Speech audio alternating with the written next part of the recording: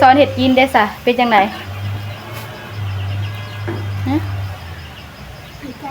ดีใจน้องลินวะยิ้มเผยเลยน้องลินเพิ่นดีใจเนาะที่น้องสาสอนเพิ่นเห็ดกิน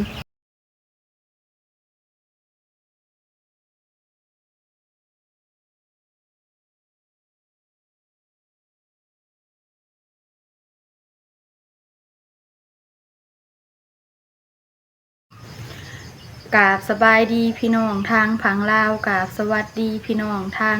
ผังไทยและต่างประเทศบนสุขุสุคนมื้อนี้กามาพบกับพ่อกับน้องสาอีกแล้วทางน้องสาก็สิมาสอนน้องลินเพิ่นเฮ็ดกินเนาะมื้อนี้ทางน้องลินงามกว่าทางน้องสาอีก เพิ่นน่ะน้องลินเพิ่นเคยเฮ็ดกินบ่น้องลินบ่เคยทางน้องลินเพิ่นบ่เคยเฮ็ดกินเนาะเดี๋ยวทางน้องสาก็สิมา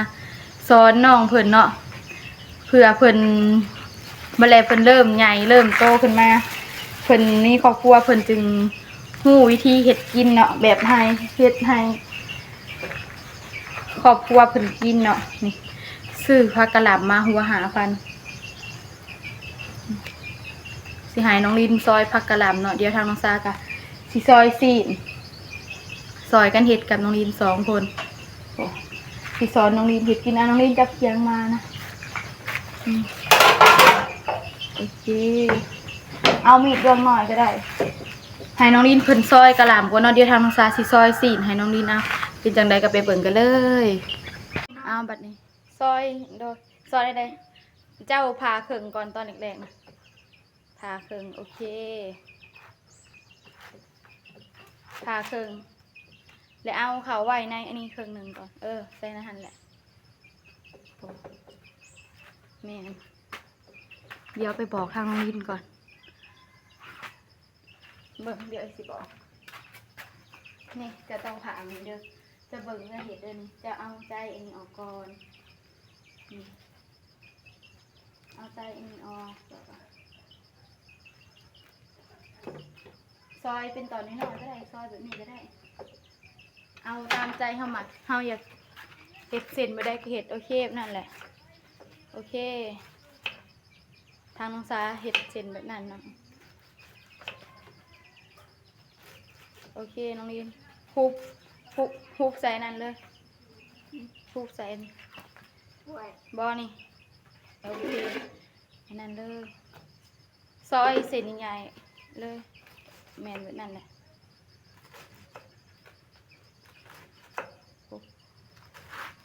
มาเบิ่งน้องลินเห็ดกินเนาะสอนน้องลินเพิ่นเห็ดกิน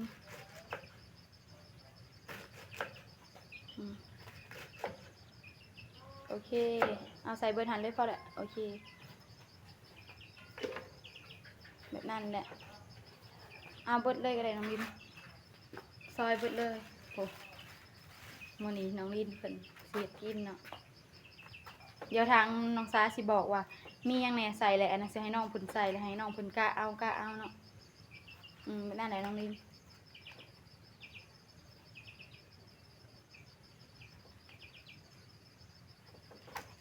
โอเคจับแน่นๆโอเคแบบนั้นแหละ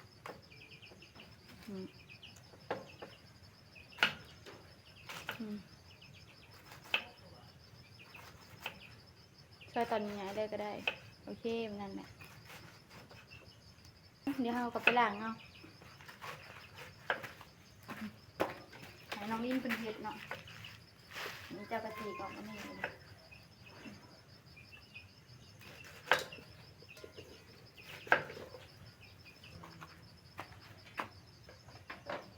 โอเคเอาผักไปล้างเลยเอามันใส่น้องลินเป็นซอยหมูเนาะเดี๋ยวทางน้องสาไปบอกกันก่อนโอเคซอยแบบนี้มาเดี๋ยวสิบอกก่อนเลยมันเดินจะซอยเลย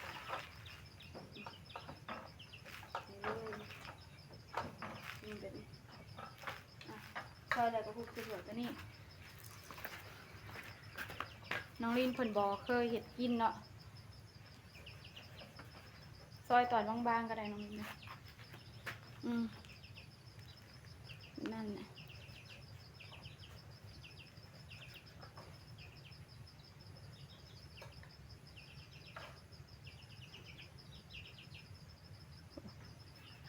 ใส่สีหน่อยเดียวสิพักในลายเนาะ แบบนั้นแหละซอยไปเลยเบิกน้องนิ่มเพิ่นเห็ดกินเลยเนาะ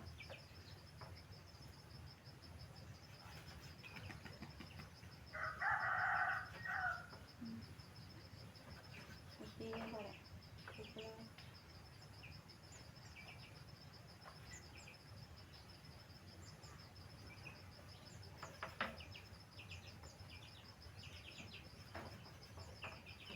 เดี๋ยวเพิ่นใหญ่ขึ้นมาเลยเพิ่นมีครอบครัวเพิ่นจึงเห็ดกินเป็นเนาะสอนเพิ่นแต่ตอนเพิ่นเป็นวัยรุ่นขึ้นไปเนาะสอนเพิ่นเห็ดกินเห็ดตอนบางๆก็ได้น้องนิ่มเลยเจ้าไม่ต้องเห็ดตอนนะ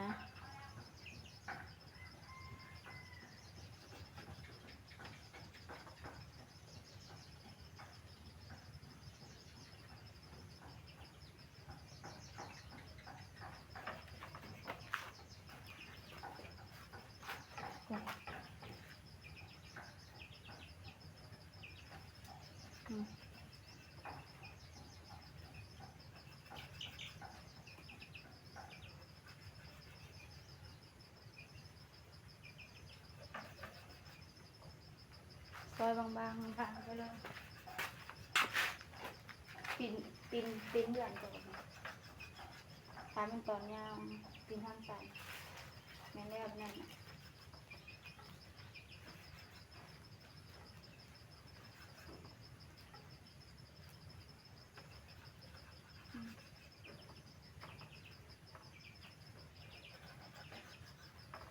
โอเค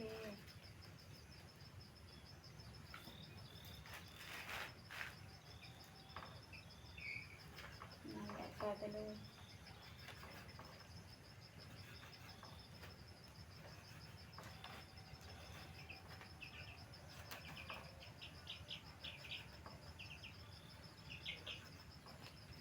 แรกๆว่าทางน้องซาสิซอยชิ้นหมูเองเนาะหายน้องลินเพิ่นซอยซะบอกเพิ่นเลยเนาะหายเพิ่นเฮ็ดไปทุกอย่างเลย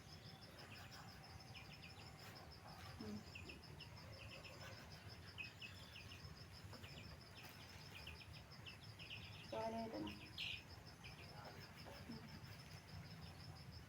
ซอยตอนบ้างๆก็ได้น้องๆนั่นก็ได้น้องลินไปเลย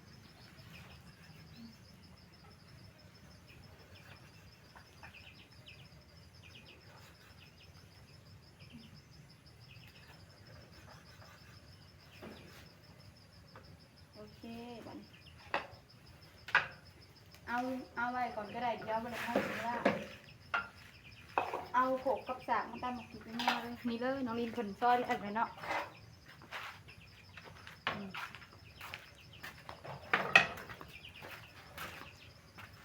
เดี๋ยวเราเห็ดแล้วเราจึงก็ได้นะใส่มะเขือ3 หมากก็พอเผ็ดหนักหน่อย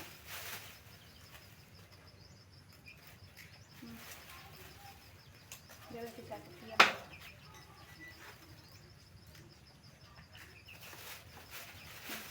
เอาขึ้นสั่นเลยใส่บะมะเขือเนี่ยมันเอาใส่กระมัง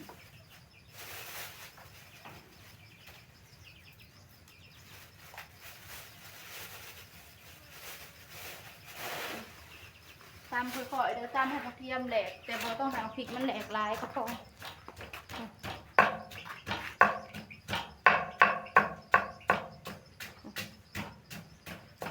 สอนน้องลินเห็ดกินเนาะ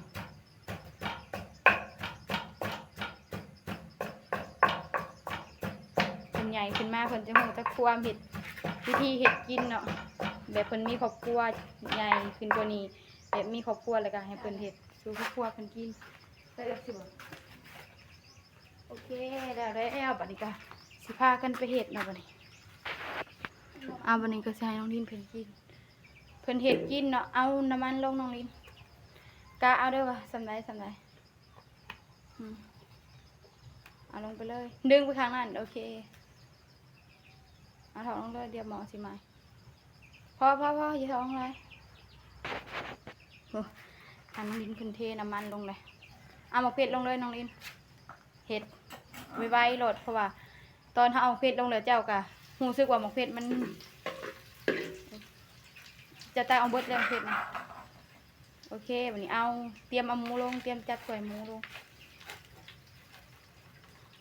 ขึ้นนั่งตั้งก็ได้โอเคเจ้าบยันว่ามันสิโป่งเสร็จแล้วหรอขั่วกระเทียมให้มันหอมเจ้าถอกหมูลงเลยเจ้าเอามือจับหูกระถาไว้เด้อแนวจับกระถานะแต่นั้นเจ้าก็คนไวๆโอเคเอาลงเลยบ่นี้คนไวๆเลยบ่นี้เดี๋ยวนั่นแหละคนไห่หมูมันสุกเลยนั่นแหละน้องลิน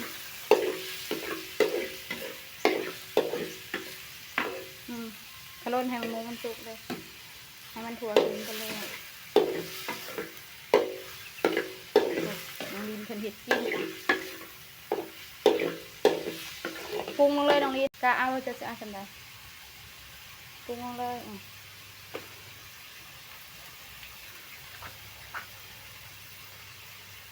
โอเคเอาเกลือลง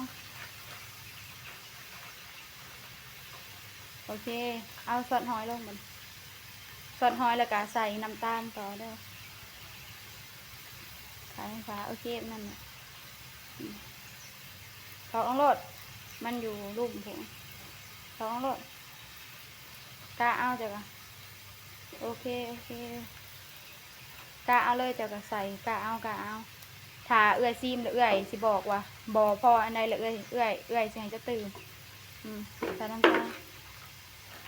ตั้งขึ้นน้ำมันนะอย่างเงี้ยโอเคขลุ่นแบบ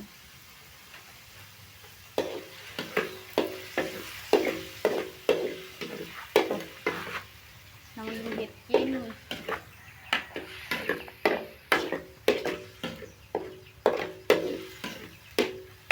อันน่ะสอบผ่านเนาะที่มันกองอยู่ฝุ่นเหมือนกัน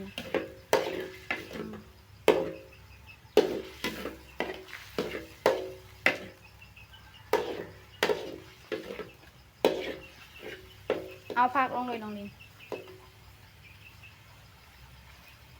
เอาลงเท่าน้อยโอเคใส่ผักกระลายเลยค่ะเอาลงอีกก็ได้จงไว้น้ำในด้วยหน่อยหนึ่งเอาลง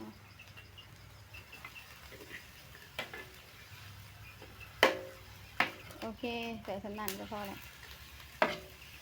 ผักหักซอยเบิดเนาะทางน้องซาเสียไว้ตำหมี่กินป้าอาหารก็ได้น้องลินให้หมอมันบ่จุ่มลงน้ำป้าไว้ในโขกนะจ้าโอเคอาดไว้เครื่องปรุงเฮากันยายมันขวมน้องลินเห็ดกินเหมือน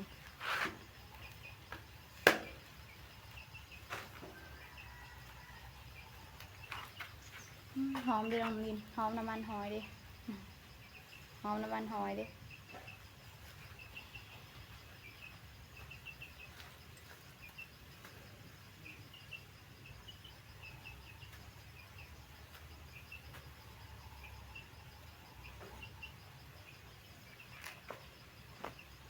ขลุ่นหมอเลยน้องลินไปนี่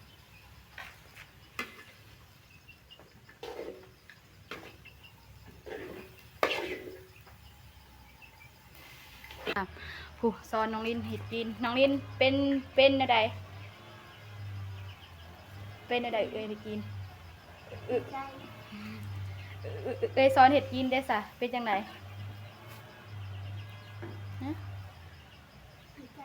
ดีใจน้องลินวะ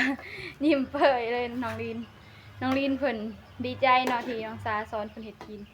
เขาสอนไปเทื่อละอย่างเอาเนาะเสียงรถอีหยังเพิ่นกินนี่สอนน้องลินไปเทื่อละอย่างเอาเดี๋ยวไปได้เพิ่นก็เป็นเองเนาะก็พดเลยน้องลินเพิ่นแก่สายยางไปโหดพักเนาะ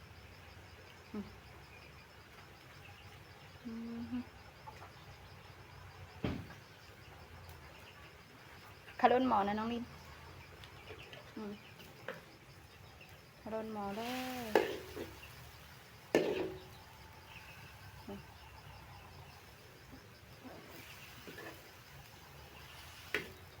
คักหยุบเลยเนาะตามมันอย่างนี้เบิ่งหมอเข้าไปเลยว่าสิเป็นจังไดอย่าทางรักษาไปซีมก่อนเนาะผักมันหยุบเลยซีมมันสุกๆเลยตักน้ำมาให้เอ้ยซีมดูตักน้ำมาเอาไปเลยเอาหมอไปเอา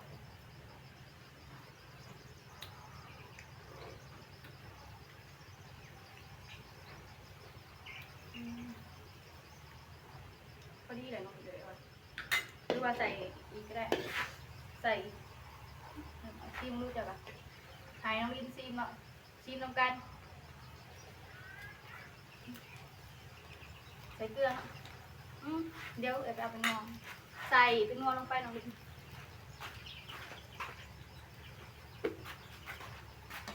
โอเคใส่งอลงไปเลยซีน้ำปลาลงไปเนาะ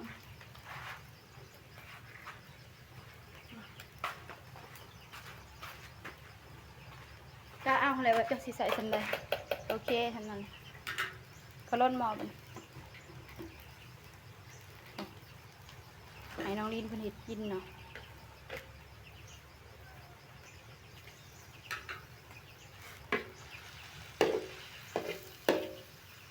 อันใดบอกพ่อก็มีแต่บอก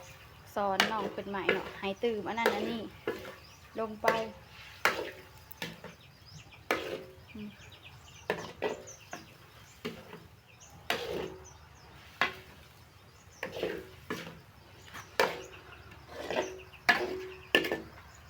น้องลินให้น้องลินถึงเขาล้นหมอเนาะมาเดี๋ยวจะไปซิมมาลินตักมือเอื่อยหนักเดี๋ยวหัวขาดมันดีนะ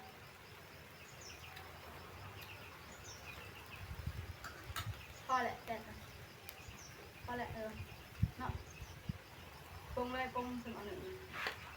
ถูกแล้วเดี๋ยวให้น้องลินเพิ่นเก็บเครื่องปรุงไปไว้ก่อนหน้าตาสีสันเนาะไผ่แห่หมอจนหมอเหลืองเดี๋ยวเฮากับพัดไหมเนาะน้องลินเพิ่นไปล้างถ้วยแล้วเพิ่นเฮ็ดอันใดบ่พอก็มีแต่บอกเพิ่นตื่มใส่เนาะแซ่บไว้ทางน้องลินเพิ่นเฮ็ดเดี๋ยวไปเบิ่งทางน้องลินเพิ่นล้างถ้วยเลยน้องลินเพิ่นก็ล้างแล้วเนาะเพิ่นก็ไล่เนาะไปเดี๋ยวทางน้องสาไปไล่น้องลินให้น้องลินคนไปไว้เนาะจะมาเป็น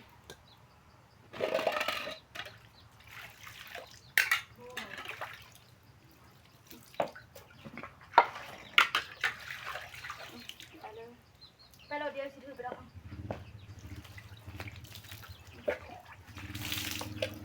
ต่อยกันเห็ดกับน้องลินเพิ่นน้องลินเห็ดกินเลยน้องลินเอิญแม่FCกินข้าวน้ำไหนมากินข้าวน้ำกันเด้อโหน้องลินเพิ่นเอิญแล้ว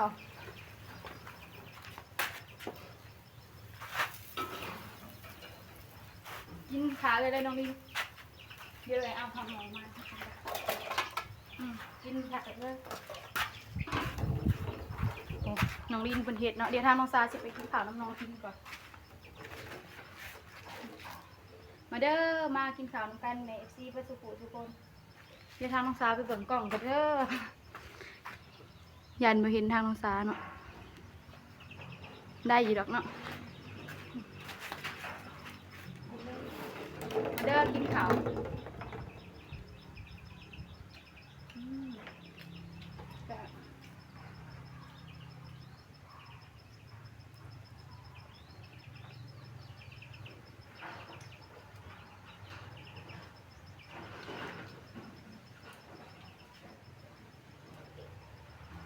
แซ่บอยู่ทางริมเลย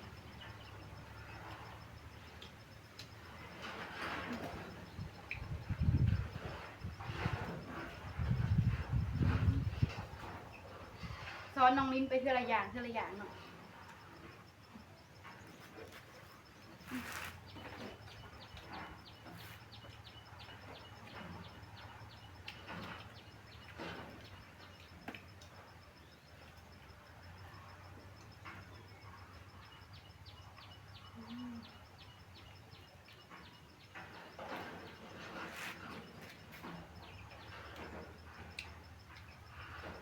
กินข้าวเจ้า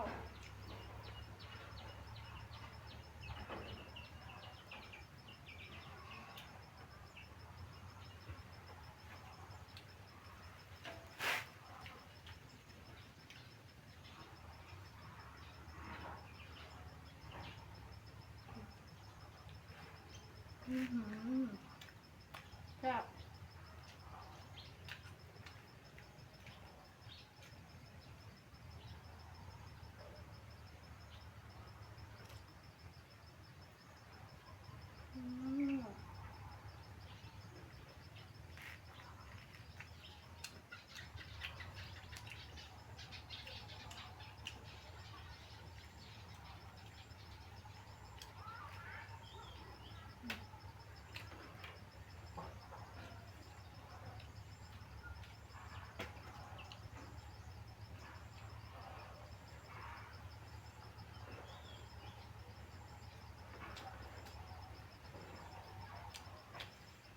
ช่วยแล้วตอนนี้ฮะก็กินข้าวเจ้า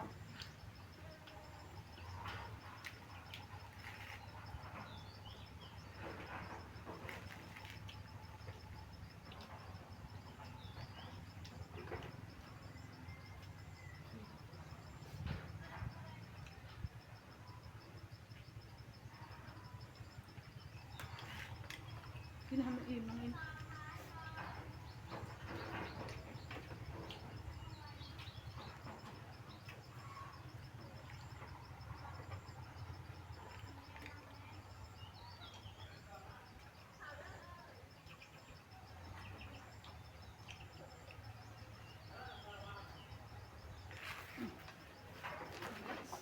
ทางน้องสาอิ่มเลยเนาะเบิ่งทางน้องลินเพิ่งกินข้าว